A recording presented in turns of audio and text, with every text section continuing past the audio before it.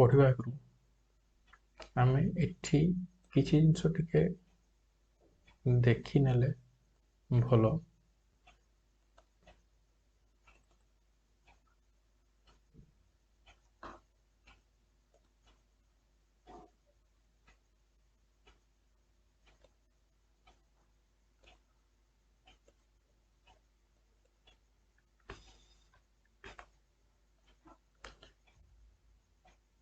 एटा देखो परिवेश आमर प्रथम जो अच्छी परिवेश परिवेश रे हम कोन पढ़िबा वायुमंडल पढ़िबा अश्ममंडल जलमंडल जीवमंडल। सेकेंड रे पढ़िबा परिसंस्था परिसंस्था मध्य शक्ति प्रभाव। थर्ड रे जैव भू रासायनिक चक्र जल चक्र अंगार चक्र जैव कार्यान चक्र। फोर्थ रे पढ़िबा कोन प्रदूषण जल प्रदूषण वायु प्रदूषण मृत्तिका प्रदूषण विकिरण प्रदूषण औद्योगिक प्रदूषण आलोक प्रदूषण शब्द प्रदूषण। पंचम रे आपन रहला परिवेश आईन जल आईन 1974 वायु आईन 1981 वन्यजंतु सुरक्षा आईन 1972 परिवेश सुरक्षा आईन 1986 जंगल संरक्षण आईन 1980।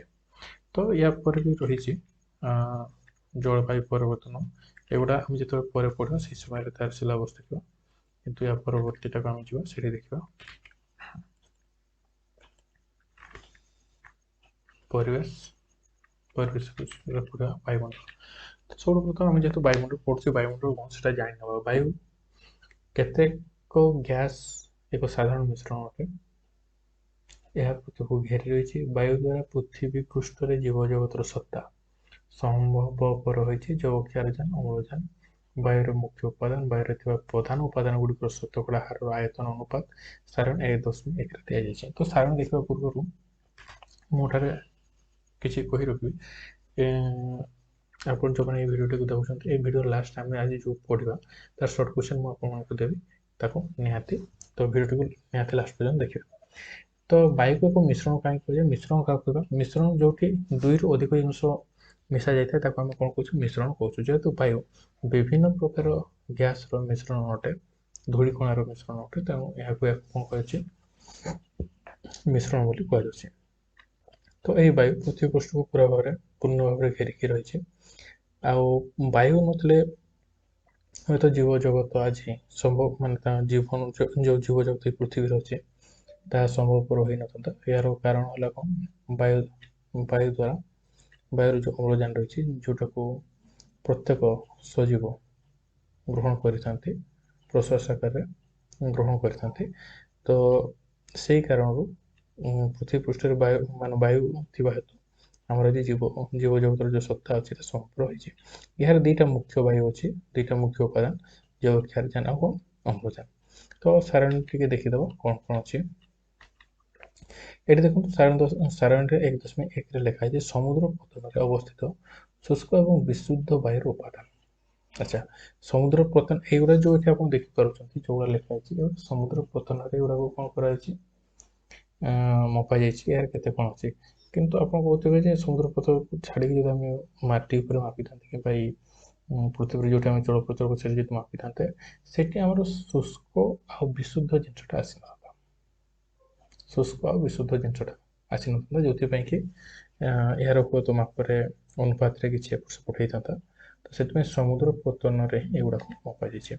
जैव क्षारजान देखो 78.084% अच्छी आप अम्लजान 20.947 आर्गन नियन हिलियन आदि विरल गैस 0.934 अंगारकाम्ल गैस 0.031 मिथेन 0.002 उद्यान आप 0.0005 एमोनियम जैव क्षारजान ऑक्साइड सल्फर डाइऑक्साइड प्रभृति गैस आप बहुत अल्प परिमाण अच्छे।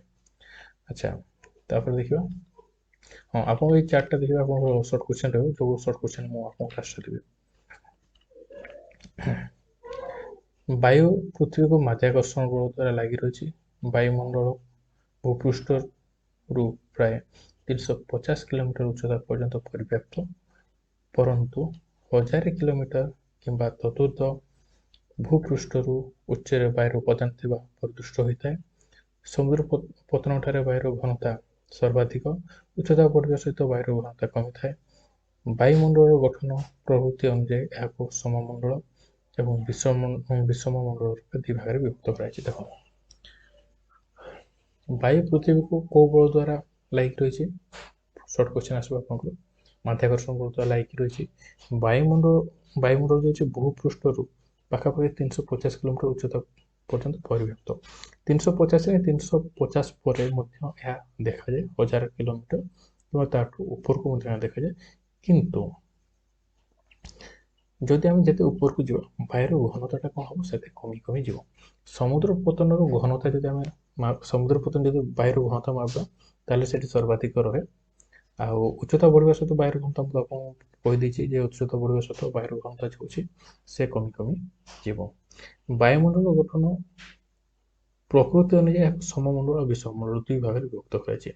ଆଚ୍ଛା, ୟା ପରେ ବି କ୍ୱେଶ୍ଚନ୍ ରହିବ। ତ ପ୍ରଥମଟା ଦେଖିନେବା। ଗଠନ ଅନୁସାରେ ବାୟୁ କେତେ ଭାଗରେ ଭାଗ କରାଗଲା? ନା ଦୁଇ ଭାଗରେ। ଗୋଟେ ହେଲା ସମମଣ୍ଡଳ ଆଉ ଦ୍ୱିତୀୟଟା ହେଲା କ'ଣ? ବିଷମମଣ୍ଡଳ।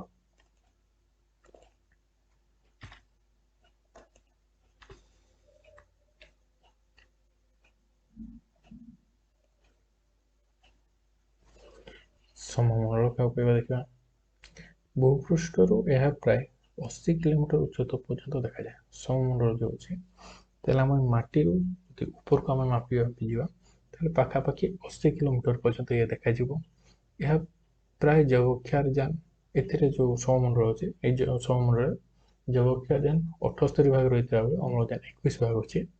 ଆଉ ଅବଶିଷ୍ଟ 1 ଭାଗ ଆର୍ଗନ, ଅଙ୍ଗାରକାମ୍ଳ ଏବଂ ଅନ୍ୟାନ୍ୟ ଗ୍ୟାସକୁ ନେଇକି କ'ଣ ହେଇଛି? ଗଠିତ ହେଇଛି।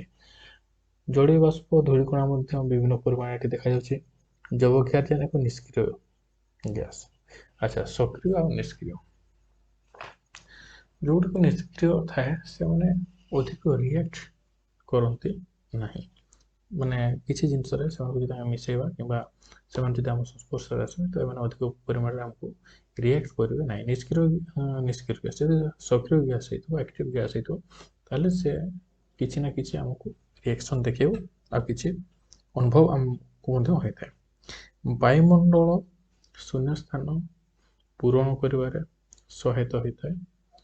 ଜୀବଜଗତର ଶ୍ୱାସ ପ୍ରକ୍ରିୟା, ଅମ୍ଳଜାନ ବ୍ୟବହୃତ ହୋଇଥାଏ। ଆଚ୍ଛା, ବାୟୁମଣ୍ଡଳ ଯେଉଁ ଖାଲି ଜାଗାଟା ଅଛି, ଏଇ ଜାଗାଟାକୁ କିଏ ପୂରଣ କରିଥାଏ? ବାୟୁ ହିଁ ପୂରଣ କରିଥାଏ। ଆଉ ଆମର ଯେଉଁ ଜୀବଜଗତ ଅଛି ପ୍ରଥମରୁ ହିଁ କହି ରଖିଛି, ଯଦି ଅମ୍ଳଜାନ ନଥାନ୍ତା ହୁଏତ ଜୀବଜଗତର ଆଜି ଯେଉଁ ସତ୍ତା ଅଛି ରହିନଥାନ୍ତା। ତ ଜୀବଜଗତ ଶ୍ୱାସକ୍ରିୟା ପାଇଁ କେଉଁ ଗ୍ୟାସ୍ ବ୍ୟବହାର କରିଥାଏ? ଅମ୍ଳଜାନ ଗ୍ୟାସ୍ ବ୍ୟବହାର କରିଥାଏ। ଏଇ ଅମ୍ଳଜାନ ଗ୍ୟାସ୍ ସମମଣ୍ଡଳରେ ହିଁ ମିଳିଥାଏ, ଯାହାକି 21 ଭାଗ ରହିଛି। ଏହା ବ୍ୟତୀତ ପ୍ରାଣୀ ଓ ଉଦ୍ଭିଦର ଜୀବନ ଧାରଣ ଅସମ୍ଭବ। ଅମ୍ଳଜାନ ଯଦି ଆମେ ଛାଡ଼ିଦେବା ତାହେଲେ ପ୍ରାଣୀ ଆଉ ଉଦ୍ଭିଦ ହୁଏତ ଅସମ୍ଭବ ହେଇଯିବେ। ଛାଡ଼ନ୍ତୁ, ଅଙ୍ଗାରକାମ୍ଳ ଯେଉଁ ଗ୍ୟାସ୍ ଅଛି ବାୟୁମଣ୍ଡଳର ଆୟତନର କମ୍ ହେଲେ ମଧ୍ୟ ଏହାର ଭୂମିକା ବହୁତ ଗୁରୁତ୍ୱପୂର୍ଣ୍ଣ। ଯଦି ଅଙ୍ଗାରକାମ୍ଳକୁ ଦେଖାଯାଏ ତାହେଲେ ଆମର ପ୍ରିଭିୟସ୍ ଆମର 1.1 ଯେଉଁ ଛାଡ଼ିଥିଲା ସେଠାରେ ମଧ୍ୟ ଅଙ୍ଗାରକାମ୍ଳର ପରିମାଣ ଦିଆ ହେଇନି, କି ଏଠାରେ ମଧ୍ୟ ଅଙ୍ଗାରକାମ୍ଳର କେତେ ଅଛି ସେ ଦିଆ ହେଇନି, କମ୍ ଅଛି। କିନ୍ତୁ ଏହାର ଭୂମିକା ବହୁତ ଗୁରୁତ୍ୱପୂର୍ଣ୍ଣ। କାହିଁକି? ଉଦ୍ଭିଦ ଯେତେବେଳେ ଆଲୋକ ସଂଶ୍ଳେଷଣ ପ୍ରକ୍ରିୟା କରିଥାଏ ସେତେବେଳେ ଅଙ୍ଗାରକାମ୍ଳ ଗ୍ୟାସ୍ ଅପରିହାର୍ଯ୍ୟ, ଅର୍ଥାତ୍ ୱିଦାଉଟ୍ କାର୍ବନ ଡାଇଅକ୍ସାଇଡ୍ ଗ୍ୟାସ୍ରେ ଆଲୋକ ସଂଶ୍ଳେଷଣ ପ୍ରକ୍ରିୟା ବା ଫଟୋସିନ୍ଥେସିସ୍ ପ୍ରକ୍ରିୟା ଅସମ୍ଭବ। ଏହି ଫଟୋସିନ୍ଥେସିସ୍ ପ୍ରକ୍ରିୟା ବା ଆଲୋକ ସଂଶ୍ଳେଷଣ ପ୍ରକ୍ରିୟା ବହୁତ ଜରୁରୀ। କାହିଁକି? ଯେତେବେଳେ ଉଦ୍ଭିଦ ଦିନବେଳା ଆଲୋକ ସଂଶ୍ଳେଷଣ ପ୍ରକ୍ରିୟା କରିଥାଏ, ଏହି ସମୟରେ ଉଦ୍ଭିଦ ଅମ୍ଳଜାନ ଗ୍ୟାସ୍ ଛାଡ଼ିଥାଏ, ଯେଉଁଟାକୁ ଆମେ ଗ୍ରହଣ କରିଥାଉ। ଆଉ ଆଲୋକ ସଂଶ୍ଳେଷଣ ପ୍ରକ୍ରିୟା ସେ ଯେଉଁ ଖାଦ୍ୟ ତିଆରି କରେ ତାକୁ ସେ ତା'ର ଫଳ ଆକାରରେ ଗଚ୍ଛିତ କରି ରଖିଥାଏ ବା ଚେରରେ ଗଚ୍ଛିତ କରିକି ରଖିଥାଏ, ଯେଉଁଟାକୁ ଆମେ ପରବର୍ତ୍ତୀ ସମୟରେ କ'ଣ କରିଥାଉ? ଖାଦ୍ୟ ଭାବରେ ଗ୍ରହଣ କରିଥାଉ। ହଁ, ବହୁତ ଲୋକ ଶୁଣିଥିବେ ଯେ ରାତିରେ ଗଛ ମୂଳେ ଶୋଇବା ମନା, କାରଣ ରାତିରେ ଅଧିକାଂଶ ଗଛ ଅମ୍ଳଜାନ ପରିବର୍ତ୍ତେ ଅଙ୍ଗାରକାମ୍ଳ ଗ୍ୟାସ୍କୁ ଛାଡ଼ିଥାନ୍ତି ବୈଜ୍ଞାନିକ ଦୃଷ୍ଟିକୋଣରୁ, ଯେଉଁଥିପାଇଁ କି ଗଛ ମୂଳେ ଶୋଇବାଟା ମନା କରାଯାଇଥାଏ। ଆଚ୍ଛା, ଆର୍ଗନ୍ ଯବକ୍ଷାରଜାନ ପରି ଏକ ନିଷ୍କ୍ରିୟ ଗ୍ୟାସ୍। ଆର୍ଗନ୍ ମଧ୍ୟ ଯବକ୍ଷାରଜାନ ଯେମିତି ଗୋଟେ ନିଷ୍କ୍ରିୟ ଗ୍ୟାସ୍, ଆର୍ଗନ୍ ମଧ୍ୟ ସେମିତି ଗୋଟେ ନିଷ୍କ୍ରିୟ ଗ୍ୟାସ୍। କିନ୍ତୁ ଗୋଟେ ଆପଣ ଜାଣିନଥିବେ, ଯଦି ଆର୍ଗନ୍ ଗ୍ୟାସ୍କୁ ଆମର ଯେଉଁ ଇଲେକ୍ଟ୍ରିକ୍ ବଲ୍ବ ଅଛି, ଆଗରୁ ଯେଉଁ ଆସୁଥିଲା ଲାଲି କଲର୍ ଯେଉଁ ଜଳୁଥିଲା 10 ଟଙ୍କା ବଲ୍ବ, 20 ଟଙ୍କା ବଲ୍ବ ଯେଉଁ ଆସୁଥିଲା 100 ୱାଟ୍ର, ସେଥିରେ ଆର୍ଗନ୍ ଗ୍ୟାସ୍କୁ ବ୍ୟବହାର କରାଯାଉଥିଲା ଆଲୁଅ ଭାବରେ। ତ तो बर्तमान तो आप एलईडी आसीगलानी सीएफएल आसीगलानी तो सी ना एतद व्यतीत उज्जान हिलियम क्रिप्टन नियन आदि गैस अति अल्प परिमाण ये आम सौरमंडल देखा जाए जलीय बाष्प और धूलिकणा एठारे कौन टिके देखा जाए तापर आसीगला विषममंडल विषममंडल भूपृष्ठर 80 किलोमीटर ठारू वायुमंडल शेष सीमा पर्यंत देखा जाए ताले हमें पढ़ी पाखापाखि 1000 ऊपर को तो मैंने 80 किलोमीटर ऊपर को जितकी रहा 1100 किलोमीटर से पर्यंत विषममंडल देखा यह विभिन्न गैस स्तर द्वारा गठित तो विषममंडल पुणी कौन रहा गैस स्तर अच्छी से स्तर नहीं कि ये कौन है गठित होला यही गैस स्तर गुड़िक 4टी पर्यायर अच्छी आगे पढ़ा प्रथम स्तरटी 80 किलोमीटर 200 किलोमीटर पर्यंत उच्चतार देखा जाए आई स्तरटी जौक्षार जान अणु द्वारा गठित तो 80 200 किलोमीटर भितर जो स्तरटी आम देखापी पाऊँ प्रथम स्तर जोटा कहूँ से कौ अणु अधिक परिमाण देखा जाए जौक्षार जान जो अणु अच्छी ताद्वारा से गठित अच्छे और से अणु से अधिक देखा द्वितीय स्तर आप कौन रहा अम्लजान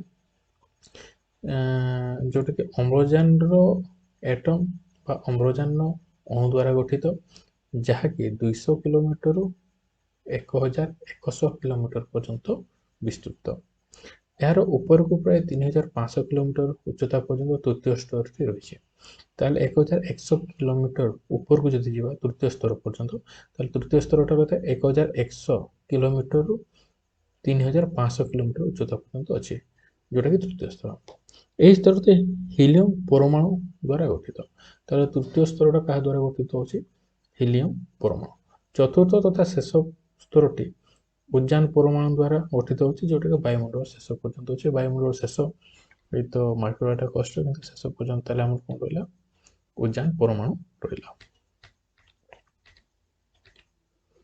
वायुमंडल स्तर विभाजन वायुमंडल को कौ स्तर में विभाजित कर भूपृष्ठ ऊपर को उच्चता क्रम जो वायुमंडल को तापमात्रा ह्रास घटे विभिन्न वैज्ञानिक परीक्षा अनुଯାयी समुद्र पतन ठार भिन्न भिन्न उच्चतार तापमात्रा विषम ह्रास वृद्धि परिलक्षित होता है भित्ति कर वायुमंडल को निम्नोक्त 4टी स्तर में विभक्त कर अच्छा ताहले भूपृष्ठ जदि आम मापा आम या आगे जोटा मापुले अधिकांश समुद्र पतन मापुले जब भूपृष्ठ माप जाए तो भूपृष्ठ कौन वायुमंडल जो तापमात्रा अच्छे कौ जगार तापमात्रा अधिक रही कौ जगार तापमात्रा कम रीजन है जो भूपृष्ठ अच्छे जो जगह अधिक उद्भिद आप देखा से तापमात्रा कम जो जगह उद्भिद ना कल कारखाना गाड़ी इत्यादि व्यवहार अधिक रही से तापमात्रा बेसी तो तापमात्रा अनुसार वर्तमान वायुमंडल को विभाजन कराला पूर्वटी तापमात्रा अनुसार विभाजित होना एना जोटा अच्छे से तापमात्रा अनुसार विभाजित हो ट्रोपोस्फियर समुद्र पतन ठार हाराहारी उच्चता 10 किलोमीटर यदि ट्रोपोस्फियर को देखा तो 100 किलोमीटर जब या मापा भूमि भी माप भूमि कहीं मापा जाए बहुत थरटा हुए पिला मान भी पचारते भूमि सार आम कहीं ऊपर को मापुने भूमिर जो उच्चता अच्छे कौन सी जगह अधिक थाए कौन सी जगह कम थाए कि आप गोटे जिन लक्ष्य करते बेलारे हो कि कौन सी थाली हो प्लेट आम जो जल रखू से तार जो समतल जो चारिआडे जो समतलता अच्छी से कौन कहे बजाय रखी था कि पोखरी आप पा देखते कौन सी जगह ऊपर थो कौन सी जगह तले थो यह संभव नुहे से जलर स्तर जो रही है जलर जो समतलता रही है से सबुआड़े समान थाए यही कारण विशेषकर समुद्र पतन उच्चता भी मपा जाए तापमात्रा विभिन्न प्रकार जिन समुद्र पतन मपा जाए ताले समुद्र पतन जो ट्रोपोस्फियर अच्छी ये पाखापाखि केते अच्छे 10 किलोमीटर अच्छी यही स्तर उच्चतार परिवर्तन देखा जाए विषुववृत्त ठारे ट्रोपोस्फियर प्राय 16 किलोमीटर पर्यंत देखा जाए किंतु मेरु अंचल 8 किलोमीटर पर्यंत उच्चता स्तर रही है देखो विषुववृत्त जोटा कि पृथ्वी को 2टी भाग विभक्त कर मझी रेखार जदि मापा जाए ट्रोपोस्फियर 16 किलोमीटर हो କିନ୍ତୁ ମେରୁ ଯେଉଁଠାରେ ଥଣ୍ଡା ରହିଛି ଉତ୍ତର ମେରୁ ଆଉ ଦକ୍ଷିଣ ମେରୁ ସେଠି ଏହି ଅଞ୍ଚଳର ଉଚ୍ଚତା ଯଦି ମପାଯିବ କେବଳ 8 କିଲୋମିଟର ମିଳିବ। କେତେ? 8। ଉଚ୍ଚତା ବୃଦ୍ଧି ସହିତ ତାପମାତ୍ରା ଏହି ସ୍ତର କମିଥାଏ। ଯେତେ ଉପରକୁ ଯିବ ତାପମାତ୍ରା ସେତେ କମିଯିବ। ସମୁଦ୍ର ପତନ ଠାରୁ 1 କିଲୋମିଟର ଉଚ୍ଚତାରେ ପ୍ରାୟ 6.45 ଡିଗ୍ରୀ ସେଲସିୟସ୍ ତାପମାତ୍ରା ହ୍ରାସ ଘଟିଥାଏ।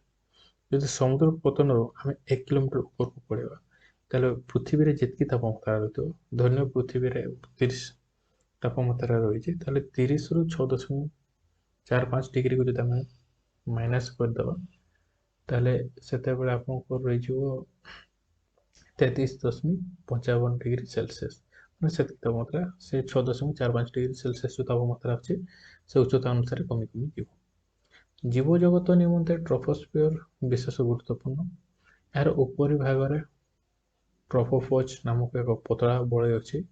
ଜଳବାୟୁ, ମେଘ ଆଦି ଏହି ସ୍ତରରେ ବିଭିନ୍ନ ସମୟରେ ଭିନ୍ନ ଭାବରେ ପରିଣତ ହୋଇଥାନ୍ତି। ତାହେଲେ ଟ୍ରୋପୋସ୍ଫିୟର ଯେଉଁ ଅଛି ଏଇଟା ସମୁଦ୍ର ପତନ 10 କିଲୋମିଟର ଭିତରେ ଅଛି। ଏହି ଟ୍ରୋପୋସ୍ଫିୟରରେ ହିଁ ବର୍ଷା ହେଇଥାଏ, ଘୂର୍ଣ୍ଣିବାତ୍ୟା ବା ଆପଣ ସାଇକ୍ଲୋନ ଯେଉଁଟା କହୁଛନ୍ତି, ଏହି ସ୍ତରରେ ହିଁ ସେଗୁଡ଼ା କ'ଣ ହୋଇଥାଏ, ସବୁ ହୋଇଥାଏ। ତ ସେଇ ହିସାବରେ ଟ୍ରୋପୋସ୍ଫିୟର ଜୀବଜଗତ ପାଇଁ ଏହି ପୃଥିବୀ ପାଇଁ ଗୁରୁତ୍ୱପୂର୍ଣ୍ଣ। ସେକେଣ୍ଡ ଆସିବା ଷ୍ଟ୍ରାଟୋସ୍ଫିୟର। ଟ୍ରୋପୋପଜ ଠାରୁ ଏହା ପ୍ରାୟ 20 କିଲୋମିଟର ଉଚ୍ଚତା ପର୍ଯ୍ୟନ୍ତ ରହିଛି। ଅର୍ଥାତ୍ ଟ୍ରୋପୋସ୍ଫିୟର 10 କିଲୋମିଟର ଉପରକୁ ପୁଣି 20 କିଲୋମିଟର ହେଲା ଷ୍ଟ୍ରାଟୋସ୍ଫିୟର।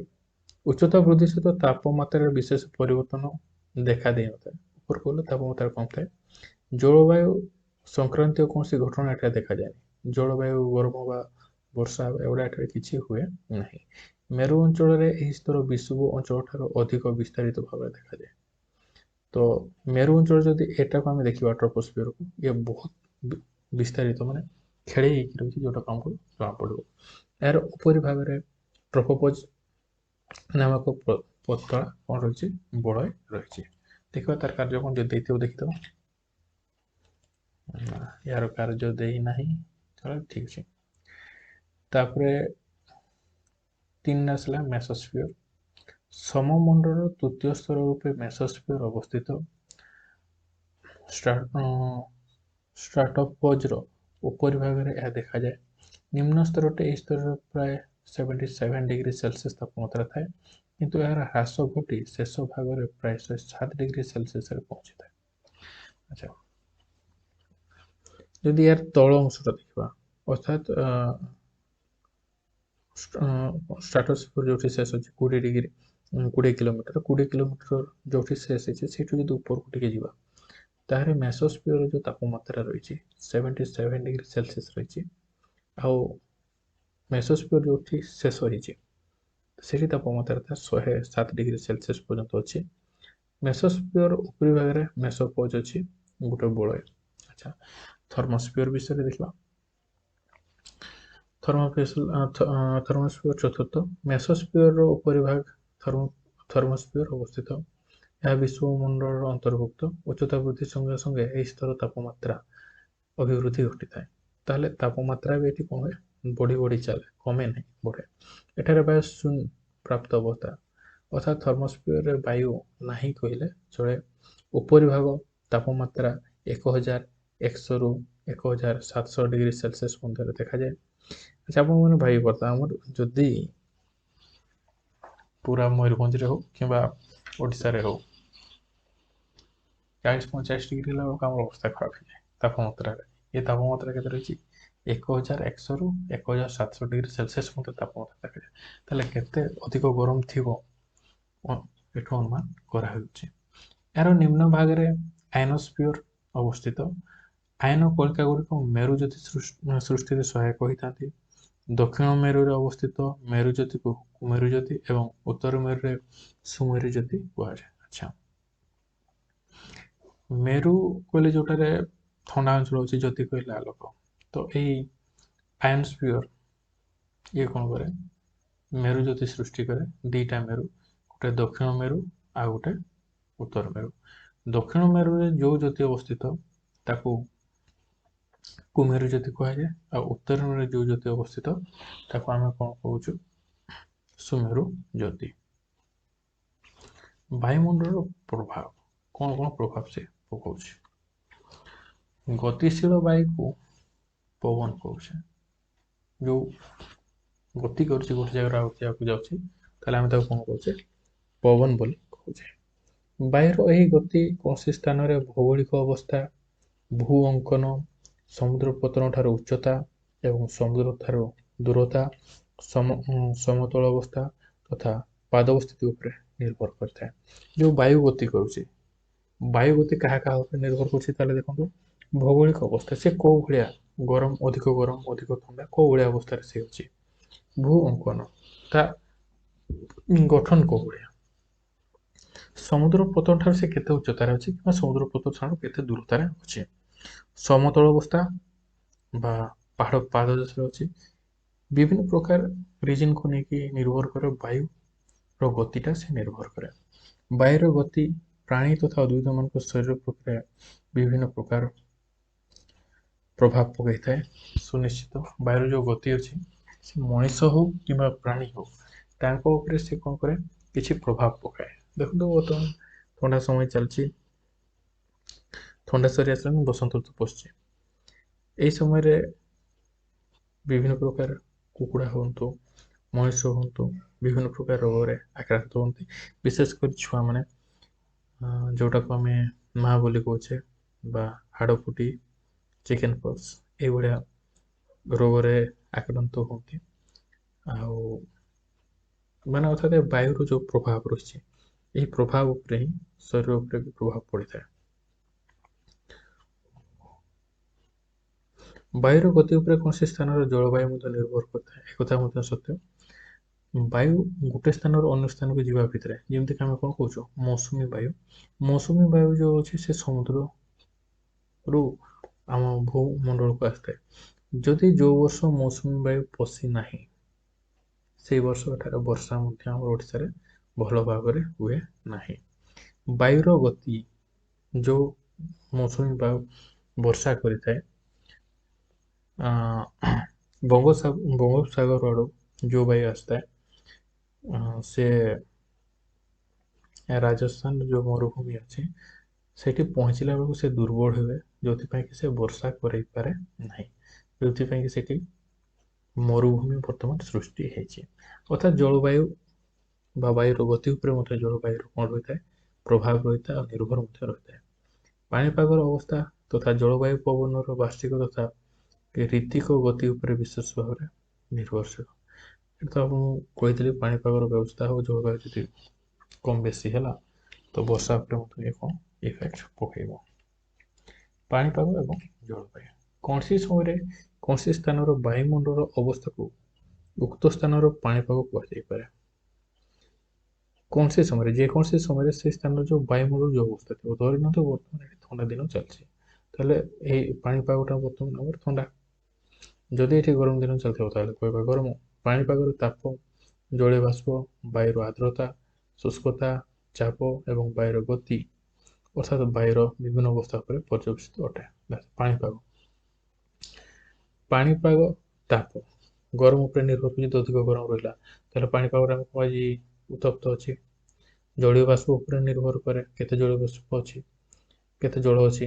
ବାୟୁର ଆର୍ଦ୍ରତା, ବାୟୁର ଆର୍ଦ୍ରତା କହିଲେ ବାୟୁରେ କେତେ ପରିମାଣରେ ଜଳ ରହିଛି, ସେଟାକୁ ଆମେ କ'ଣ କହିବା? ବାୟୁର ଆର୍ଦ୍ରତା ବୋଲି କହିବା। ଯଦି ଅଧିକ ଅଛି ତ ଅଧିକ ଆର୍ଦ୍ରତା କହିବା, ଯଦି କମ୍ ଅଛି ତ କହିବା କମ୍ ଆର୍ଦ୍ରତା। ଶୁଷ୍କତା, ଶୁଷ୍କତା କହିଲେ କେତେ ମାନେ ବାୟୁର ଯେଉଁ ଆର୍ଦ୍ରତା ବା ଯେଉଁ ଆର୍ଦ୍ରତାରେ ଶୁଖି ଯାଇଛି, କେତେ ଶୁଷ୍କତା ପରିମାଣରେ ସେ ଅଛି।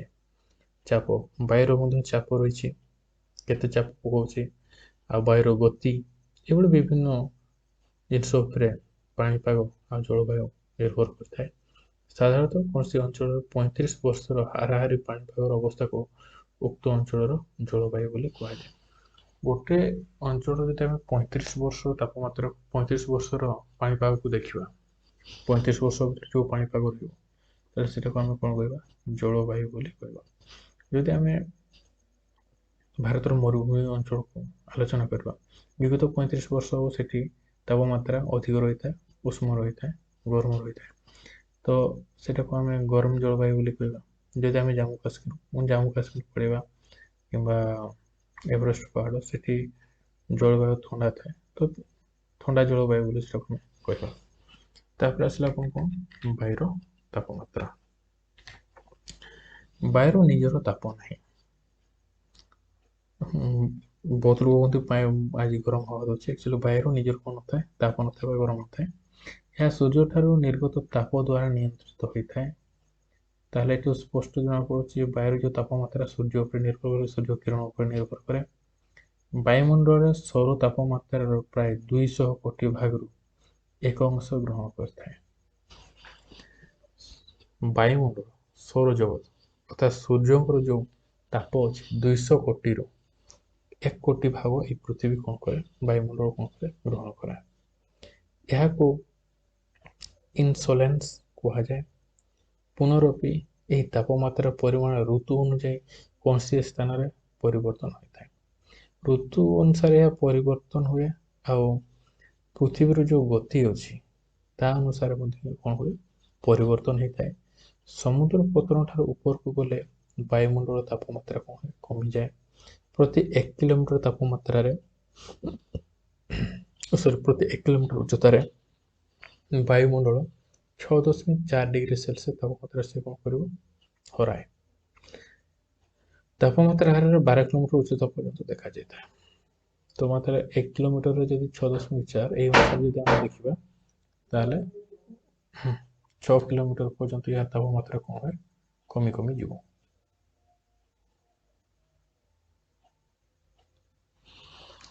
एक किलोमीटर उच्चता अनुसार ଯଦି ଆମେ ଯିବା ପ୍ରତି 1 କିଲୋମିଟର 6.4 ଡିଗ୍ରୀ ସେଲସିୟସ୍ ତାପମାତ୍ରା କ'ଣ ହୁଏ, କମିଥାଏ। ଏହି ହାରଟା ମାନେ ଏଇଭଳିଆ ଯେଉଁ ପ୍ରୋସେସଟା 12 କିଲୋମିଟର ଉଚ୍ଚତା ପର୍ଯ୍ୟନ୍ତ ଇଏ ହୋଇଥାଏ। ତାପରେ ଦେଖିବା ବାୟୁର ଚାପ। ବାୟୁ ହାଲୁକା ହେଲେ ମଧ୍ୟ ଏହାର ନିଜର ଓଜନ ଅଛି। ବାୟୁ ହାଲୁକା କିନ୍ତୁ ଏହାର କ'ଣ ରହିଥାଏ, ଓଜନ ରହିଥାଏ। ସୁତରାଂ ଏହା ଜଳ ଓ ସ୍ଥଳ ଭାଗରେ ଚାପ ପକାଇଥାଏ। ଆଚ୍ଛା, ମୁଁ ଭାବୁଥିବି ବାୟୁର ଓଜନ କେମିତି ଅଛି, ବହୁତ କମ୍ ଲୋକ ଜାଣିଛନ୍ତି।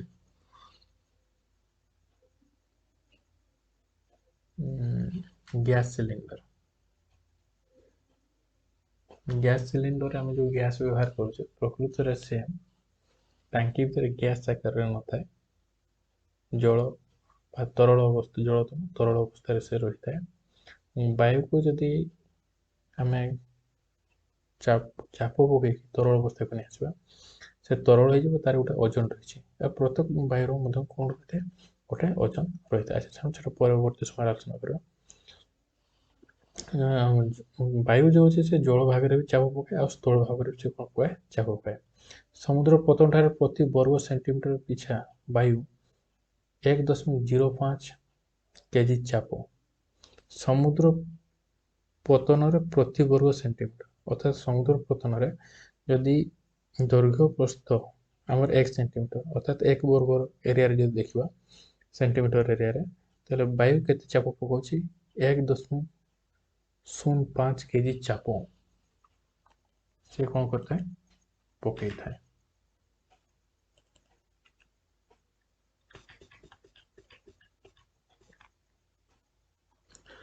ବାୟୁମଣ୍ଡଳ ସ୍ତରର ସାନ୍ଦ୍ରତା ହେଲେ କମ୍ ଚାପ ପଡ଼ିଥାଏ।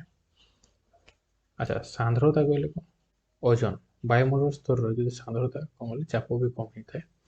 ସମୁଦ୍ର ପତନ ଠାରେ ବାୟୁର ଚାପ 760 ମିଲିମିଟର ପାରଦ ବରୋମିଟର ଦ୍ୱାରା ମପାଯାଇଥାଏ।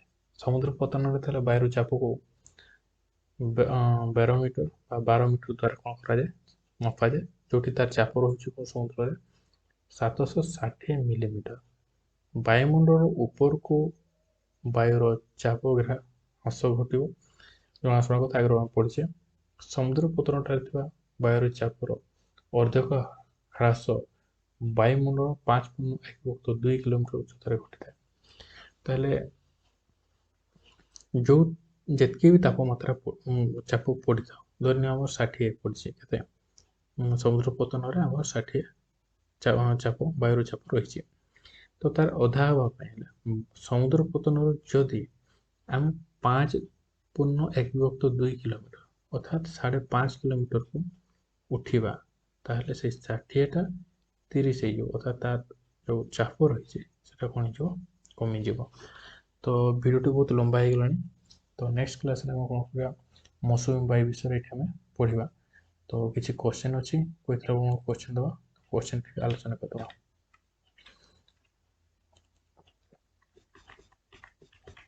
ପ୍ରଥମ ପ୍ରଶ୍ନ ତାହେଲେ ଦେଖିବା କ'ଣ ଅଛି। ସମୁଦ୍ର ପତନରେ ଥିବା ବାୟୁର ଉପାଦାନରେ ଜୈବ ଅକ୍ସିଜେନ୍ କେତେ ଶତକଡ଼ା ରହିଛି? ସ୍କ୍ରିନଶଟ୍ କରି ନେବେ, ନହେଲେ ପାରିବେ ଯଦି ଭିଡ଼ିଓଟିକୁ ପଜ୍ କରିକି କ୍ୱେଶ୍ଚନ୍ ଲେଖିନେବେ। ସମୁଦ୍ର ପତନରେ ଥିବା ବାୟୁର ଉପାଦାନରେ ଅମ୍ଳଜାନ କେତେ ଶତକଡ଼ା ରହିଛି? Second question. ଥାର୍ଡ କ୍ୱେଶ୍ଚନ୍ ରହିଛି ଆର୍ଗନ୍, ନିଅନ୍, ହିଲିୟମ୍ ଆଦି ବିରଳ ଗ୍ୟାସ୍ ସମୁଦ୍ର ପତନରେ ଥିବା ବାୟୁରେ କେତେ ଶତକଡ଼ା ରହିଛି? ଚତୁର୍ଥରେ ଦେଖିବା ସମୁଦ୍ର ପତନରେ ଥିବା ବାୟୁର ଉପାଦାନରେ ଅଙ୍ଗାରକାମ୍ଳ ଗ୍ୟାସ୍ କେତେ ଶତକଡ଼ା ରହିଛି? ପଞ୍ଚମ କ୍ୱେଶ୍ଚନ୍ ସମୁଦ୍ର ପତନରେ ଥିବା ବାୟୁର ଉପାଦାନରେ ମିଥେନ୍ ଗ୍ୟାସ୍ କେତେ ଶତକଡ଼ା ରହିଛି? 6 ନମ୍ବରରେ ଦେଖନ୍ତୁ ସମୁଦ୍ର ପତନରେ ଥିବା ବାୟୁର ଉପାଦାନରେ ଓଜୋନ କେତେ ଶତକଡ଼ା ଅଛି? 7 ନମ୍ବର କ୍ୱେଶ୍ଚନ୍ କେଉଁ ବଳ ଦ୍ୱାରା ବାୟୁମଣ୍ଡଳ ପୃଥିବୀକୁ ଲାଗି ରହିଛି? ଭୂପୃଷ୍ଠରୁ ପ୍ରାୟ କେତେ କିଲୋମିଟର ପର୍ଯ୍ୟନ୍ତ ବାୟୁମଣ୍ଡଳ ପରିବ୍ୟାପ୍ତ? 8 ନମ୍ବର କ୍ୱେଶ୍ଚନ୍ ଗଲା। 9 ନମ୍ବର ପୃଥିବୀରେ କେଉଁ ସ୍ଥାନରେ ବାୟୁର ଘନତା ସର୍ବାଧିକ ଅଛି? ପୃଥିବୀର ଉଚ୍ଚତା ବଢ଼ିବା ସହିତ କାହାର ଘନତା କମି ଯାଇଥାଏ? ସ୍ପେଲିଂ ମିଷ୍ଟେକ୍ ଅଛି, କାହାର କମି ଯାଇଥାଏ। ଗଠନ ଅନୁଯାୟୀ ବାୟୁମଣ୍ଡଳ କେତେ ଭାଗରେ ବିଭକ୍ତ କରାଯାଇଛି ଆଉ କ'ଣ କ'ଣ? ଭୂପୃଷ୍ଠରୁ କେତେ ଉଚ୍ଚତା ପର୍ଯ୍ୟନ୍ତ ସୌରମଣ୍ଡଳ ବିସ୍ତୃତ? 12 ନମ୍ବର କ୍ୱେଶ୍ଚନ୍ ଗଲା। ତାପରେ ଯିବା ସୌରମଣ୍ଡଳରେ ଅମ୍ଳଜାନ କେତେ ଭାଗ ଅଛି? 13 ନମ୍ବର କ୍ୱେଶ୍ଚନ୍। 14 ନମ୍ବର କ୍ୱେଶ୍ଚନ୍ ସୌରମଣ୍ଡଳରେ ଆର୍ଗନ୍, ଅଙ୍ଗାରକାମ୍ଳ ଓ ଅନ୍ୟାନ୍ୟ ଗ୍ୟାସ୍ କେତେ ଭାଗ ଅଛି? 15 ନମ୍ବର କ୍ୱେଶ୍ଚନ୍ ସୌରମଣ୍ଡଳରେ ଜୈବ ଅକ୍ସିଜେନ୍ କେତେ ଭାଗ ଅଛି? ଅର୍ଥାତ ମୁଁ ଏଠି ଯେଉଁ ଆପଣଙ୍କୁ କ୍ୱେଶ୍ଚନ୍ ଦେଉଛି ସୌରମଣ୍ଡଳ ପର୍ଯ୍ୟନ୍ତ ଏଠି ଆପଣଙ୍କର କ୍ୱେଶ୍ଚନ୍ ରହିଛି। ତା ପରବର୍ତ୍ତୀ କ୍ୱେଶ୍ଚନ୍ ନେକ୍ସଟ କ୍ଲାସ୍ରେ ଦେବା। ଆଉ ଯେଉଁଟା ବାକି ରହିଲା ବାୟୁ ତ ଆମର କମ୍ପ୍ଲିଟ୍ ହେଇନି, ଯେତିକି ବାକି ରହିଲା ସେଟା ଆମେ ନେକ୍ସଟ କ୍ଲାସ୍ରେ ପଢ଼ିବା। ତ ଆଜି ପାଇଁ ସେତିକି।